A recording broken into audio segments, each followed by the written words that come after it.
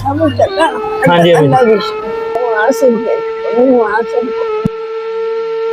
वो देख क्या कर दूँ अम्मी तुसी हुण फिर परेशान हो के तो ना तोरो जी। अच्छा नहीं मैं खुश हूँ मैं खुश हूँ ठीक हो गया अम्मी नहीं जी। मैं खुश हूँ वहाँ सुन के जब मुझे मेरा गुगलू दिया नहीं मिला गुगलू दिया मैं खाना नहीं देख सकती एक बार वो मेरा बिल्ला नहीं चलो अम्मी मेरा जी ठीक बिल्ला है तुसी हुण बैठे रहो तुसी मेरा बिल्ला नहीं मेरा बिल्ला अम्मी बैठे रहो मैनू हुण तुसी इत्थे अम्मी औखे हो के आना वापसी जी।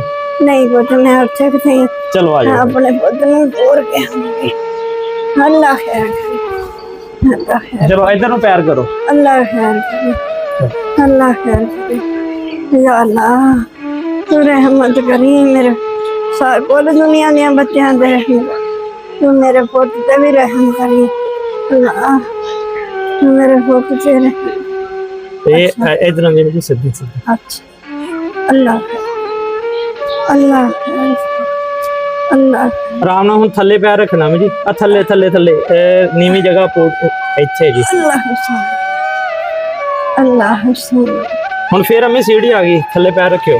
अच्छा अल्लाह तेरा करम है फिर एक सीढ़ी होर है जी। खैर सलाना वापस आवे फिर अम्मी जी थल्ले जी एक और अच्छा सीढ़ी। अच्छा जी अच्छा जी अच्छा अल्लाह ही अल्लाह चलो सीधे पधर ही है जी। हाँ जी अल्लाह चलो हुण इत्थों वापस हो जाओ अम्मी जी। अच्छा चंगा जी अच्छा अल्लाह हाफिज़। चलो अल्लाह